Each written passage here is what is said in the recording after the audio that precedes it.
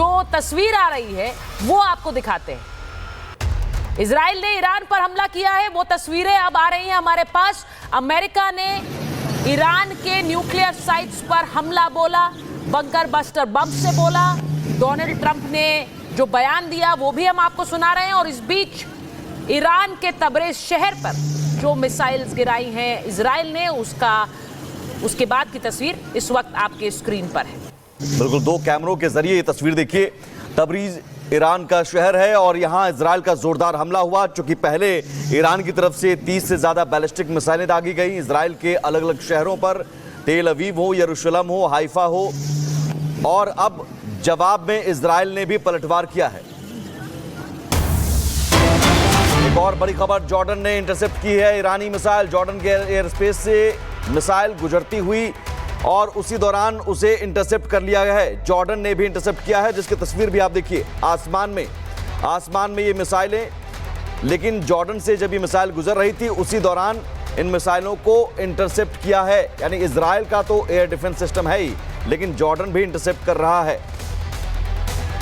और हमारे साथ लगातार मेहमान बने हुए हैं यूके देवनाथ जी। तस्वीर इस वक्त आ रही है, ये पहली बार नहीं है जब जॉर्डन से ऐसी तस्वीरें आई हैं। जॉर्डन में हम जानते हैं अमेरिकी मिलिट्री बेसेस हैं और जॉर्डन लगातार मिसाइल्स इंटरसेप्ट करता आया है और अब तो और तेजी से करेगा, क्योंकि वो जानता है कि ईरान एक पलटवार कर रहा है।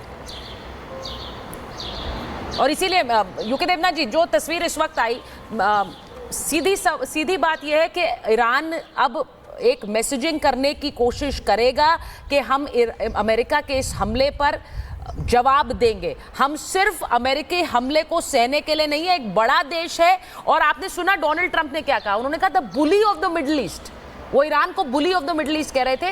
वो अब समझ गया है, कि आगे वाले हमले और ज्यादा आसान होंगे और भीषण होंगे। इसमें ईरान 3 तरीके से बदले लेने का प्लान कर सकता है, जो कि हम देख चुके हैं। आज सुबह उन्होंने 30 मिसाइलें दाग दी इजराइल की तरफ।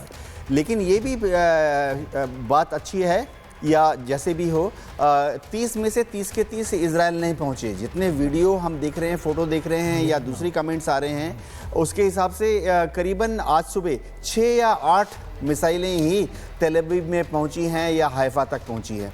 ईरान दूसरी तरीके से कैसे बदला ले सकता है, वो अमेरिकन बेसेस जो पर्शियन गल्फ में हैं उनको हमला कर सकता है। पर्शियन गल्फ में 40,000 अमेरिकन ट्रुप्स हैं, उनकी नेवी का और एयरफोर्स का बहुत बड़ा प्रभुत्व है। क्या वहाँ पर हमला करेगा? नहीं करेगा, क्योंकि उससे अमेरिकन रिटेलिएशन और ज़्यादा भयंकर हो जाएगा। एक और टारगेट है, वो है कि अमेरिकन बेसेस हैं सऊदी में, इराक में, जॉर्डन में। यहाँ से वो ईरान की जो मिसाइलें हैं उनको ध्वस्त कर रहे हैं। अभी हमने देखा जॉर्डन के एयर स्पेस से जब ईरानियन मिसाइल गुजर रही थी तो उसको जॉर्डन के एयर स्पेस में किसने इंटरसेप्ट करके ध्वस्त किया। लेकिन ये जॉर्डन की एयरफोर्स या जॉर्डन की आर्मी के मिसाइल नहीं है। वहाँ पर किंग अब्दुल्ला की स्वीकृति से अमेरिका ने अपने 2 फाइटर बेस और 2 air defence missile system Jordan के आसमान। देखिए सर, मैं जो बात आपसे कह रही थी, अभी ईरान की तरफ से जो स्टेटमेंट आ रहा है, उनकी जो विदेश मंत्रालय की तरफ से स्टेटमेंट आ रहा है, वो यही आ रहा है कि अमेरिका ने जो यूनाइटेड नेशंस चार्टर है, जो अंतर्राष्ट्रीय कानून है, उसका उल्लंघन किया है। अब वो इस बात को खुलकर कह रहे हैं कि हमारे ऊपर एक हमला हुआ है, हम बहुत शांतिपूर्ण तरीके से जो यूरेनियम एनरिचमेंट है वो कर रहे थे, लेकिन आपने हम पर हमला किया जो कि अंतर्राष्ट्रीय कानून का उल्लंघन है। अब यही बात ईरान उठा रहा है। लेकिन मेरा सवाल यह है ब्रिगेडियर साहब कि ईरान के इस बात में कौन कौन समर्थन में आएगा? अभी तो कोई नहीं आएगा। हाँ। क्योंकि जिस तरह की स्थिति बनी पड़ी है उससे मुझे नहीं लगता है कि कोई आएगा। और अगर आप देखें तो रशिया और चाइना ने भी जो है सरसरी तौर पे जो है स्टेटमेंट्स दी थी। हाँ। उन्होंने कहीं ये नहीं बोला था कि हम आगे आके जो है आपका सपोर्ट करेंगे। ठीक। और अब क्योंकि अमेरिका जंग में कूद पड़ा है तो रशिया अब अपने आप को पीछे खींचेगा और चाइना भी, क्योंकि दोनों जो है उनमें इस टाइप की कैपेबिलिटी नहीं है कि वो मिडिल ईस्ट में जाके जो है अब वहाँ पे भी युद्ध करें। तो इस वजह से जो है बाकी देश भी, जैसे अभी हम आप कह रहे हैं पीछे खींचेगा, मतलब चीन और जो रूस है, पुतिन और जिनपिंग, वो दोनों ही अपने बयानों के जरिए अपने आप को थोड़ा अलग करने की कोशिश करेंगे? जी हाँ। अभी तक तो वो सपोर्ट बयानों के तौर पे जो है वो सपोर्ट कर रहे थे। मिलिटरीली जो है दोनों देश आगे नहीं आएंगे। अगर कुछ सपोर्ट करेंगे तो हो सकता है कि कुछ मिलिट्री इक्विपमेंट जो है वो ईरान को सप्लाई कर दें। जैसे ईरान ने जो है रशिया को दिए थे कामाकाजी ड्रोन्स दिए थे, और वैसे ही हो सकता है कि रशिया और चाइना कुछ ना कुछ जो है लड़ाई के लिए उनको थोड़ा सा बढ़ाने के लिए। ठीक है, इस बीच एक बड़ी खबर है, जॉर्डन में आसमान में ईरानी मिसाइल इंटरसेप्ट की गई है। हम लगातार वो तस्वीर भी दिखा रहे हैं, जॉर्डन के एयर स्पेस से वो मिसाइल गुजर रही थी, उसी दौरान उसे इंटरसेप्ट किया गया और उसे आसमान में ही मार गिराया गया। जॉर्डन से ये तस्वीर आना मतलब साफ है, इजराइल का अपना एयर डिफेंस सिस्टम अलग अलग लेयर्स में है, और डेविड स्लिंग है, एरो 2, एरो 3, बराक है, या फिर उसमें आयरन डोम, आयरन बीम। लेकिन उसके अलावा जॉर्डन ये अपने आप में बता रहा है कि इजराइल का सुरक्षा कवच मजबूत है। तेल अवीव पर इस बीच मिसाइल अटैक का सबसे नया वीडियो, कई तस्वीरें आ रही हैं, और ये सबसे ताज़ा वीडियो मिसाइल हमले से जो तबाही मची है, ये तस्वीर उस बात की तस्दीक, उस बात की गवाही देती हुई।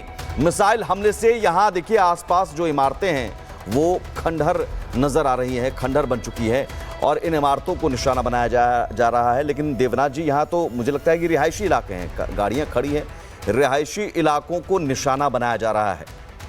देखिए, रिहायशी इलाकों को अगर जानबूझ के निशाना बनाया जा रहा है तो इसका बहुत बड़ा कारण राजनीतिक होता है। इसका संदेश जो है वो इजराइल के नागरिकों के लिए है कि आपकी सरकार आपको बचा नहीं पा रही। आप देखिए, आपकी सरकार इतने बड़े बड़े दावे कर रही थी और आज आपकी सरकार आपको बचाने में फेल हो गई है।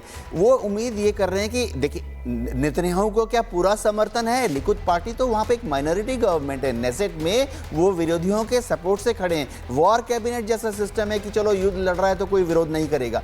लेकिन ऐसे हमले करके वो इजराइल में जो विपक्ष के लोग हैं या इजराइल में जो थोड़ा सेंटर ऑफ लेफ्ट लोग हैं उनको एनकरेज कर रहे हैं कि आप नेतन्याहू सरकार के खिलाफ सड़क पर आएं। ऐसे भी हम देख चुके हैं पिछले 1.5 साल से कि नेतन्याहू सरकार बंधकों को रिलीज नहीं करा रही थी, असफल हो रही थी, तो हजारों की तादाद में लोग नेतन्याहू सरकार के विरोध में सड़कों पर आते थे। तो अब जैसे जैसे वहाँ पर ये क्षतिग्रस्त बिल्डिंग होंगी, लोग इसका मलबा देखेंगे, तो ईरान आशा कर रहा है कि इजराइल के कुछ लोग होंगे जिनका अपनी सरकार के प्रति विश्वास कम हो जाएगा। ठीक है, जिस तरह से कहा है डोनाल्ड ट्रंप ने कि ये दादागिरी खत्म होगी मिडिल ईस्ट में ईरान की, और उसके बाद उन्होंने ये भी कहा है कि अब जो हमले होंगे वो ज़्यादा विनाशकारी होंगे। ऐसे में ईरान का पलटवार, अमेरिका उस पर किस तरह से अपनी प्रतिक्रिया देगा, इन सब को लेकर अभी सिर्फ चर्चाएं हैं, क्योंकि ये हमले हो रहे हैं। लेकिन यूनाइटेड नेशंस की तरफ से भी अपील की जा रही है कि इसको डीएस्केलेट करें, इसे यहीं रोके, वरना भविष्य में और विभीषिका हो सकती है।